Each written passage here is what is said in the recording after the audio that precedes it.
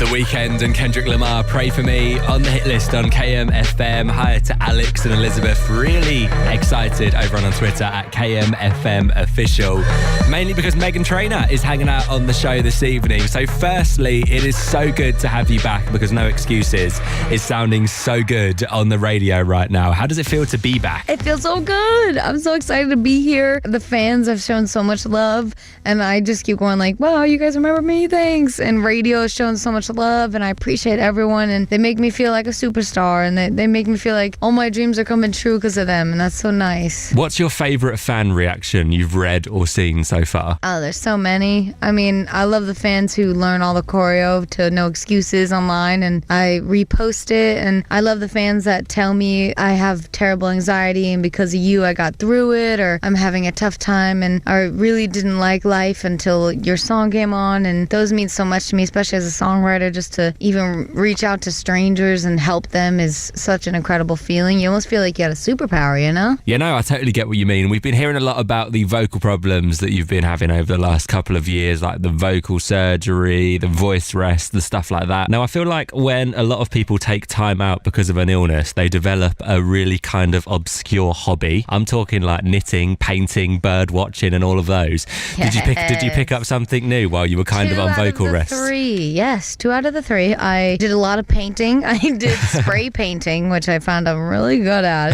I just recently tried knitting. I'm not good at it, which is frustrating because I'm usually really good. I'm very skillful. I'm really good with my hands. I'm really good with new hobbies and new hobbies, but I'm not good at knitting. I don't get it. It's so difficult. I'm gonna I'm gonna make a scarf one day. It's gonna take me years though. Fingers crossed. I love the fact that you were saying you were doing spray painting because in my head I just expected you going out late at night and doing like graffiti. I just do graffiti everywhere. No, yeah, I set up in my garage and I have a mask and everything. I'm like so professional. I wear gloves because it gets messy and it'll ruin your clothes. You've got all of the fun. equipment. When you were on vocal rest, was there a time when you were just so desperate to say something to somebody? Maybe somebody was really rude or just annoying you. Was there a moment where you were like, okay, I'm on vocal rest, but for now I am willing to take a break? Yeah.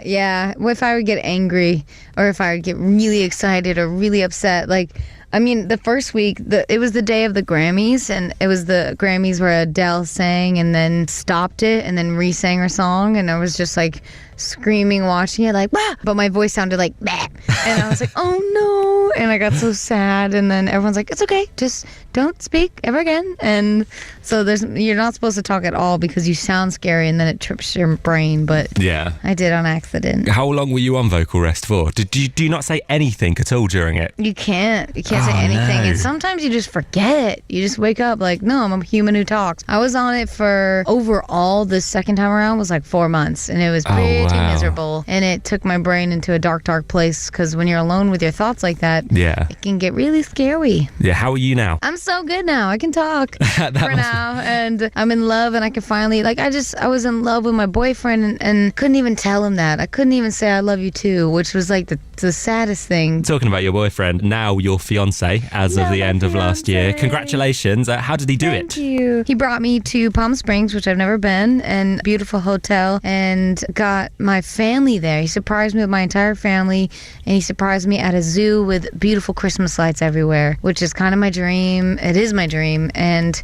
my song was playing because my guitar player was hiding in the bushes playing it. My family surprised me and jumped out of the bushes, and I was just bawling, and I just kept yelling, I'm a princess. They are some major boyfriend points right there. Major fiance points right there now. Making everybody else look bad in this world, right? Yes. KMFM. Out of everything that you've done in your career so far, is there a moment where you've had to take a step back and be like, how is this happening? Definitely the Grammys, and also when we were invited to Ellen DeGeneres' birthday party. That was the craziest day of my whole life. Who was there? Take the listener into the room. You're looking around. Tell me who's around you. Okay. Adele, John Mayer, Bruno Mars, Oprah, Reese Witherspoon, Bradley Cooper, Jennifer Lawrence. Oh my Chris God. Martin, like everybody and their moms was there, you know? Amy Schumer. I was just living the dream and was like, why am I here? Did you bring Ellen a present? Because what do you buy Ellen DeGeneres? No, she said, please don't bring gifts, but donate to her new Gorilla Foundation that her amazing wife got her. And I love that so much because I'm obsessed with gorillas. So we immediately donated, and I went to Portia at the party and was like, I donated.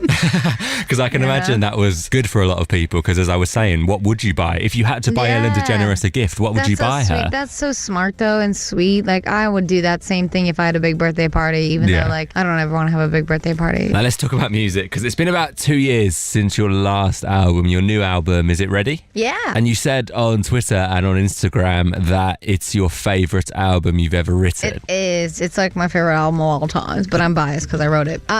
I'm mixing it right now, and it's mastering a few songs, and it sounds so good, and it's killing me that the world can't hear it yet, but it'll be so worth the wait. It's such a big pop anthem album. It's so, you could dance to every song. I only have one slow song that's a ballad that's like my big Adele ballad, you know, my big heartbreak ballad. It's going to relate to every single person in the world, I hope, and I hope it gets everyone dancing and smiling. I'm so excited to hear it. Does it have a name yet? No, but we've said the name in this interview. Oh, so I'm going to go back and listen to this afterwards. Yes. I'm trying to figure out what I've said as well. I can't imagine. Have you said? Ellen DeGeneres. That's the name of the new Meghan Trainor album. Third album. That's smart. I should have gone with that. And your new single, No Excuses, I mentioned earlier, it sounds so good on the radio right now. It just puts you in such a good mood. Tell me a bit about that track, how that track came about. Yeah, I wanted to come back. I wrote this song at the very end of my album writing process, and I wanted to come back with this big upbeat anthem, but I wanted it to be fun and not like angry sounding at all, but to have a nice message. And it's all about respect, and especially nowadays, I think that's the anthem we need right now. And I feel like I slayed it, and I did it. When you've got a new single, is there a way you kind of test it out? Or is there somebody that you show it to just to make sure that it's a banger? So you've got a new single, you think it's great. Who do you go to first, and how do you test it out? Ooh, that's tough. I play it for every single person in my family first and judge their reactions. I have my dad who's turning 70, so he's older in the category. And then I have my bro who is 22 now, so he's the youngest one I play it for. And they're all very picky and they're all honest, so they'll all tell me what they feel. And for this song, No Excuses, they all agreed, like, this is the radio first banger that you should come back with. Yeah. Thank you so much for coming on the show. Thank you. Thanks for having me, and thanks for playing my song, man. It's my pleasure. Can I get you to introduce it? Yes, of course. Hi, everyone. It's Meghan Trainor, and this is my new song, No Excuses, on KMFM.